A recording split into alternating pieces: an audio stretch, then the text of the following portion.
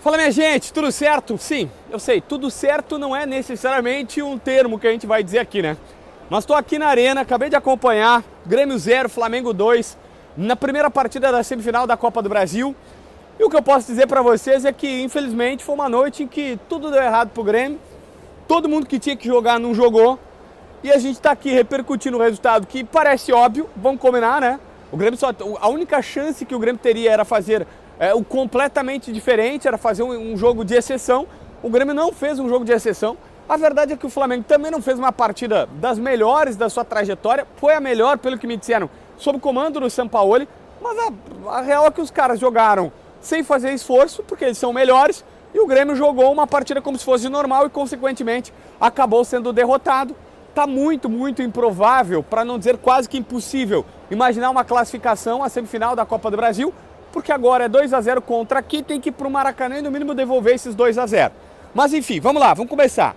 O Renato escala 3 zagueiros, 2 laterais, 2 volantes, né? O Carbacho e o Vidiaçante, 2 meias, o Cristaldo e o Bitelo, com o Suárez no ataque.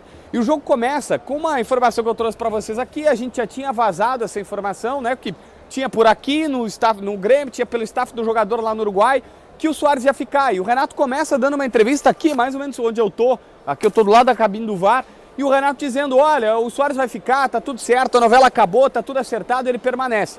E a gente imaginou, bom, tem tudo para ser uma grande noite. O Suárez vai ficar, o Grêmio numa semifinal contra o Flamengo, 52 mil pessoas na arena, tinha tudo para ser aí, né, uma noite de consagração. Não foi. O Renato escala um Suárez que faz para mim a pior partida dele com a camisa do Grêmio. E eu tô colocando pior proporcionalmente, por quê? Porque era o jogo que mais se esperava dele, era o jogo que a gente mais imaginava que o Suárez podia fazer a diferença. E ele não fez a diferença, mais do que isso, tá? Ele tem um lance até no começo da partida que ele quase encobre o goleiro, faz seria um golaço maravilhoso, mas a bem da verdade é que ele não fez mais do que isso. Nenhuma outra produção eu posso falar aqui pra vocês que, olha, o Suárez fez mais. Não, pelo contrário. Tem um lance aqui, o Grêmio tá atacando pro lado que não é o da geral, e aí ele vai tentar virar uma bola pro João Pedro, só que ele vira muito mal, mais pro cara do Flamengo, ele esbraveja, bate nas coxas, assim, fica brabo. Aí tem uma outra bola que é já mais aqui nesse campo, que ele também vai tentar fazer a virada, ele dá no peito do jogador do Flamengo, e aí ele fica brabo, irritado. Ou seja, o Suárez não colaborou muito, ele não teve chance de gol para perder gol, assim, para dizer, comprometeu nesse lance, mas ele não colaborou, ele não jogou tão bem quanto das outras vezes, ele não foi importante para o time, como várias vezes a gente disse, olha, não marcou gol, mas foi fundamental a participação dele para o time, nada disso, e ainda estava irritado, estava brabo, claramente não estava no seu dia. Foi a pior partida dele com a camisa do Grêmio na minha visão, e aí eu preciso sopesar aqui que, poxa vida, justamente quando mais se imaginava que era necessário ter ele, quando mais se precisava do Suárez, ele não conseguiu dar essa resposta. E eu vou tratar como não conseguiu, porque a bem da verdade, seria muito pior se o Grêmio deu 2, 3 gols pra ele, era só chegar na cara do goleiro e fazer. Não teve isso, tá? Não teve, é verdade. O Suárez não recebeu bolas pra isso. Mas toda bola que ele chegava e ele errava o lance, errava o passe, errava a situação, ele ficava bravo com os companheiros e isso eu não entendi. Bom, o segundo cara que eu preciso colocar aqui é o Kahneman. Eram 3 zagueiros, mas o Grêmio ficou com 2. O Kahneman foi expulso e merecidamente. Eu vi que uma outra pessoa pode ter reclamado na rede social. Bom, tem um lance da intermediária que ele deixa o braço no Gabigol, e aí se ele deixa o braço ele corre o risco de levar amarelo, já seria ali o terceiro amarelo, ele estava fora porque estava pendurado, não estaria no jogo do Maracanã, e depois é um lance no Everton Ribeiro que ele chega num carrinho lateral e ele bate só na perna do Everton Ribeiro, ele erra o carrinho, bate só na perna, não tem o que fazer, é segundo amarelo, é expulso. Não tem nada o que reclamar o Kahneman comprometeu, é óbvio que não por querer, mas ele é monstro, ele é gigantesco, ele é um cara maravilhoso, mas todo mundo sabe que ele toma muito cartão. Mas os muitos cartões dele tinham sido no Campeonato Brasileiro ou em jogos que não eram importantes, em Brasileirão, tinha sido expulso no Gauchão e tal. Agora, na Copa do Brasil, ele comprometeu. Comprometeu por deixar o Grêmio numa decisão contra o Flamengo com 10 jogadores e por não poder estar à disposição no Maracanã. Foi comprometedor o senhor Walter Kahneman. Mas se eu falar de jogador que foi abaixo, o Cristaldo foi abaixo, o Bitelo está abaixo. O Renato foi na última entrevista coletiva ao ser questionado sobre o Bitelo, porque ele não tinha jogado bem. Ele disse, não, ele distraiu um dente, ele perdeu 3 quilos, mas ele está com a cabeça aqui. Como quem diz, não, nem especulem a situação, porque a gente sabe que o Arsenal está atrás dele. No jogo contra o Bahia aqui na Arena, tinha um cara no camarote da Arena querendo ver o Bitelo melhor e tudo mais. E o Renato já tratou de tentar se desfazer dessa situação, mas a verdade é que ele não jogou bem. Ele não jogou bem, o Cristal não jogou bem, o Carbacho faz horas que não joga bem, o Vidiaçante não conseguiu ser o protagonista de outrora. O Reinaldo, eu tinha dado uma explicação pro Reinaldo e pro Vitello também, ele estava sem a referência do Soares, dessa vez tinha a referência e não jogou o que sabia o que podia.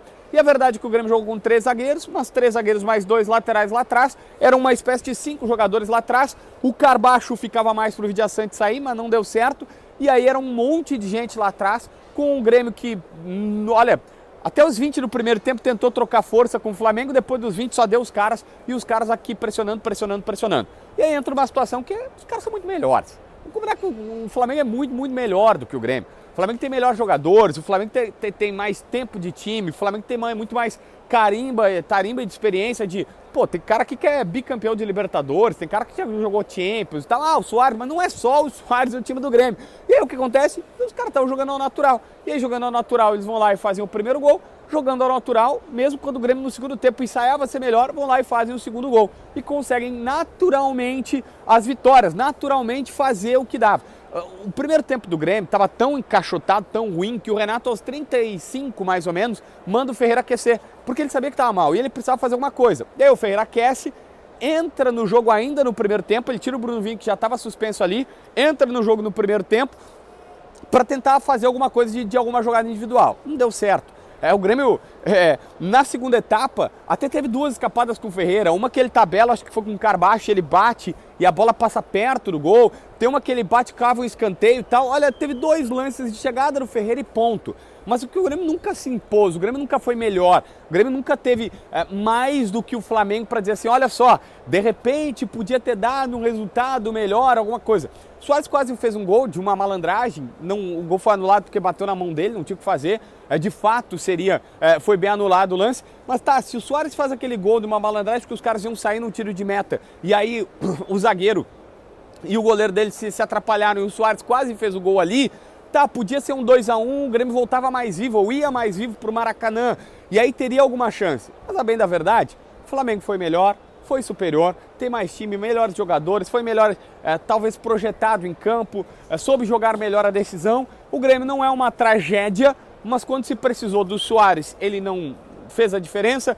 Quando precisou que o Kahneman fosse mais tranquilo e tivesse a noite boa e não o lado ruim, que é de tomar cartão, ele não tomou. O Vitello e o Cristaldo, que são os 2 meias, também não apareceram. O Carbacho manteve a média de atuações baixas dele. Então é o seguinte, cara, não tinha muito como esperar algo diferente do que 2-0 do Flamengo. Digo mais, foi barato. O Flamengo errou um pênalti, o Gabriel Grando talvez tenha sido o único que se salvou na partida. E aí ele vai lá e defende o pênalti, e com isso o Grêmio minimamente se manteve vivo naquele momento ali, e poderia ter sido mais. A gente podia estar no mínimo aqui estar falando de um 3-0. Teve um outro lance também que o Gabigol chegou cara a cara com o Grando, que ele faz a defesa e tal. Enfim, mas o juiz até acho que ia dar impedimento, mas foi barato. 2-0 foi barato, o Grêmio tem que dizer assim, beleza, me recolho e vou tentar. Eu não faço ideia se vai dar no Maracanã, eu não faço ideia se tem alguma estratégia que possa ser feita. O Grêmio tem até o dia 2 ainda, tem mais uma semana para contratar jogadores, de repente consegue uma contratação, consegue alguma coisa, agora o Soares vai ficar, o Renato pode tentar uma estratégia. Não sou o cara mais otimista nesse sentido, acho que não dá mais, acho que não tem mais como, mas é só achismo, tem que jogar lá no Maracanã. Tendência é essa, tendência é que não consiga. Mas e aí, você acha que o Renato tem como tirar alguma coisa, sabe? Tem como conseguir algo que a gente não está conseguindo projetar aqui, fazer algum outro cenário, alguma coisa diferente? Hoje, claramente, não era o dia do Soares, não era o dia do Kahneman, não era o dia do Grêmio e era o dia do Flamengo. Foi a melhor atuação dos caras com o Sampaoli. E eles se impuseram. Quando o Renato precisou mudar, o Renato tinha Natan, o Renato ressuscitou o Zinho, deixou o Iturbe no banco, acho que por questão física, ressuscitou o Zinho, que a gente sabe que nunca conseguiu decolar ainda no profissional. Quando o Sampaoli olhou para o lado, pediu o Pedro, pediu o Everton Cebolinha e o Alan, que veio agora do Atlético Mineiro, comprado por 8 milhões de euros. Tá aí a diferença. Acho que não dá para fazer crise por perder para o Flamengo, porque é até a lógica natural das coisas. Mas também não dá para achar que, era impossível. Não era. Se o Grêmio fizesse a partida de exceção, conseguiria. Mas claramente hoje não era a noite de exceção por aqui, e é o que nós temos para relatar. O que tu acha dessa história toda de um Grêmio que está virtualmente, vai lá, eliminado da Copa do Brasil, porque deu a lógica por aqui? inscreve no canal, assina a notificação, deixa teu like, comenta aqui embaixo para ver mais vídeos.